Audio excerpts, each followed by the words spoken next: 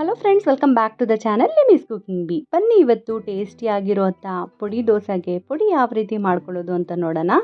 Normal dosa ತಿನ್ನೋ ಬದಲಾಗಿ ಈ ರೀತಿ ಪುಡಿನ ಒಂದ್ಸರಿ ಮಾಡಿ ಇಟ್ಕೊಳ್ಳಿ. ದೋಸೆಗೆ, ಇಡ್ಲಿಗೆ, ಬಿಸಿ ಬಿಸಿ ಅನ್ನಕ್ಕೂ ಕೂಡ ತುಂಬಾ ಟೇಸ್ಟಿಯಾಗಿರುತ್ತೆ. ಹಾಗಾದರೆ ಬನ್ನಿ ಹೇಗೆ ಮಾಡೋದು ನೋಡೋಣ. ಇದಕ್ಕೆ ಏನೇನೆಲ್ಲ ಬೇಕು ಅಂತ ನೋಡ್ಕೊಂಡು ಬರೋಣ. ಇಲ್ಲಿ ನಾನು ಮೊದಲನೇದಾಗಿ 1 ಕಪ್ ಆಗುವಷ್ಟು ಕಡಲೆಬೇಳೆನ ತೊಗೊತಿದ್ದೀನಿ.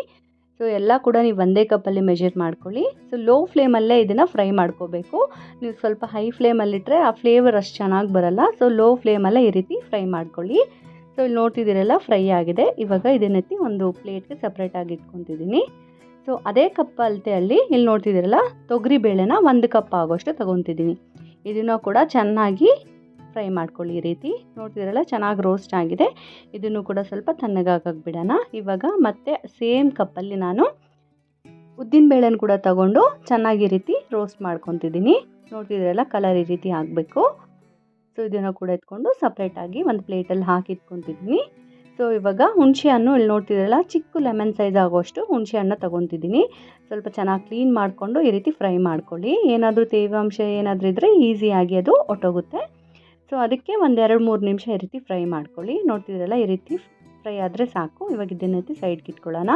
ಇವಾಗ 1 ಟೇಬಲ್ ಸ್ಪೂನ್ ಆಗೋಷ್ಟು ಜೀರಿಗೆ, 1 ಟೇಬಲ್ ಸ್ಪೂನ್ ಆಗೋಷ್ಟು ಕಾಳು ಮೆಣಸನ್ನ ತಗೊಂಡು ಲೋ ಫ್ಲೇಮಲ್ಲಿ ಈ ರೀತಿ ಫ್ರೈ ಮಾಡಿ ಇಟ್ಕೊಳ್ಳಿ.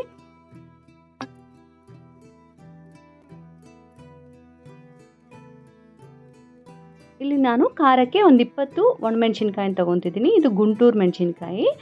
ಸೊ ನಿಮ್ಮ ಖಾರಕ್ಕೆ ಎಷ್ಟು ಬೇಕೋ ಅಷ್ಟು ಹಾಕೋಬೋದು. ಇಲ್ಲಿ ನಾನು ತಣ್ಣಗಾದ್ಮೇಲೆ ಒಂದು ಮಿಕ್ಸಿ ಜಾರಲ್ಲಿ ಮೆಣಸಿನ್ಕಾಯಿ, ನಾವು ಫ್ರೈ ಮಾಡಿ ಇಟ್ಕೊಂಡಿರೋಂಥ ಹುಣಸೆ ಹಣ್ಣು, ರುಚಿಗೆ ತಕ್ಕಷ್ಟು ಉಪ್ಪನ್ನ ಆ್ಯಡ್ ಮಾಡ್ಕೊತಿದ್ದೀನಿ. ಫಸ್ಟ್ ಅದು ಗ್ರೈಂಡ್ ಮಾಡ್ಕೊಳ್ಳಿ. ಅದಾದಮೇಲೆ ನಾವೆಲ್ಲ ಫ್ರೈ ಮಾಡಿ ಇಟ್ಕೊಂಡಿರೋ ಎಲ್ಲ ದಾಲ್ನ ಹಾಕಿ ಈ ರೀತಿ ಸ್ವಲ್ಪ ತರಿಯಾಗಿರಬೇಕು. ತುಂಬ ಪೌಡ್ರಾಗೂ ಇದ್ದರೆ ಅಷ್ಟು ಚೆನ್ನಾಗಿರಲ್ಲ.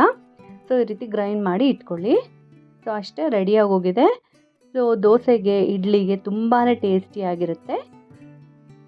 ಸೊ ಇದನ್ನು ನೀವು ಆಲ್ಮೋಸ್ಟ್ ಒಂದು 2 ಮಂತ್ಸ್ ತನಕ ಸ್ಟೋರ್ ಮಾಡ್ಕೋಬೋದು, ಏನೂ ಆಗಲ್ಲ. ಸೊ ದೋಸೆ ಮಾಡಿದಾಗ ಈ ರೀತಿ ಒಂದ್ಸರಿ ಟ್ರೈ ಮಾಡಿ. ನಾರ್ಮಲ್ ದೋಸೆಗಿಂತ ತುಂಬಾ ಟೇಸ್ಟಿಯಾಗಿ ಡಿಫ್ರೆಂಟ್ ಆಗಿರುತ್ತೆ. ಸೊ ಸ್ವಲ್ಪ ತುಪ್ಪ ಸೇರಿಸ್ಕೊಂಡು ದೋಸೆ ಮೇಲೆ ಈ ಪುಡಿನ ಉದುರಿಸ್ಕೊಂಡು ಚಟ್ನಿ ಜೊತೆ ಇಲ್ಲ ಹಾಗೇನೂ ತಿನ್ಬೋದು. ತುಂಬಾ ಟೇಸ್ಟಿಯಾಗಿರುತ್ತೆ. ಸೊ ಖಂಡಿತ ನೀವು ಈ ರೆಸಿಪಿನ ಮನೇಲಿ ಒಂದ್ಸರಿ ಟ್ರೈ ಮಾಡಿ. ಇದು ಹೇಗಾಗಿದೆ ಅಂತ ಕಮೆಂಟ್ ಮೂಲಕ ತಿಳಿಸಿ.